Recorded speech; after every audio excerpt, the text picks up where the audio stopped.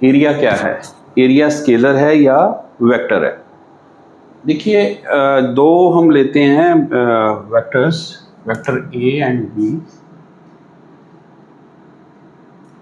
ये A vector है, ये बी वेक्टर है एट एन एंगल थीटा।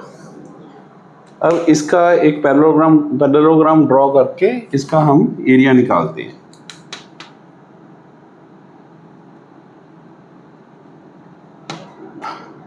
और हमने क्या किया, इसका यहाँ पे एक परपेंडिकुलर, ये हमने रिजॉल्व कर लिया ए को, ये हमारा बन गया ए कॉस थीटा और ये बन गया ए साइन थीटा।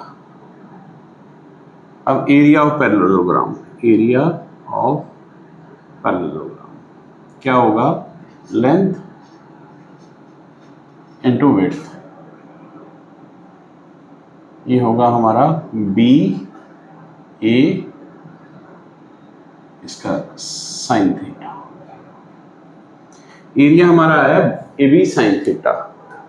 अब हमारे पास दो ऑप्शंस थी, या तो हम ए कॉस थीटा से मल्टीप्लाई करते हैं या ए साइन थीटा से मल्टीप्लाई किया, लेकिन हमने चूज किया ए साइन थीटा।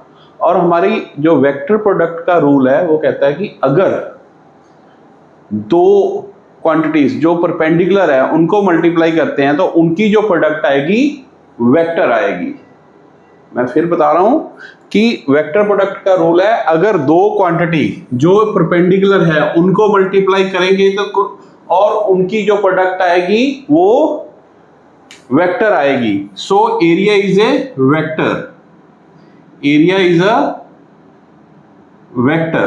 अगर एरिया वेक्टर है तो इसकी डायरेक्शन क्या होगी, इसकी डायरेक्शन क्या होगी अगर एरिया वेक्टर है। एरिया वेक्टर की डायरेक्शन पाम रूल निकालते हैं।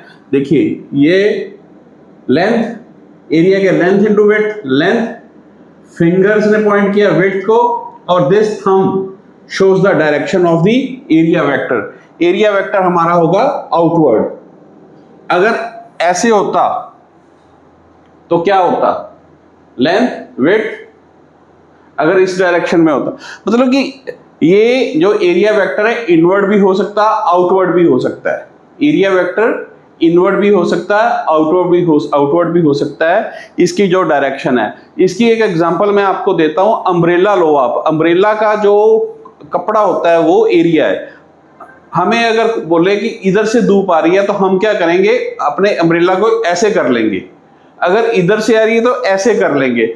और एरिया को कंट्रोल कौन करता है, उसका जो हैंडल, जो रॉड होती है। तो जो रॉड है वो that is perpendicular to the surface, जो उसका कपड़ा है उसके परपेंडिकुलर होते हैं। और इसी तरह एरिया का जो डायरेक्शन है that is perpendicular, area vector is perpendicular to the surface.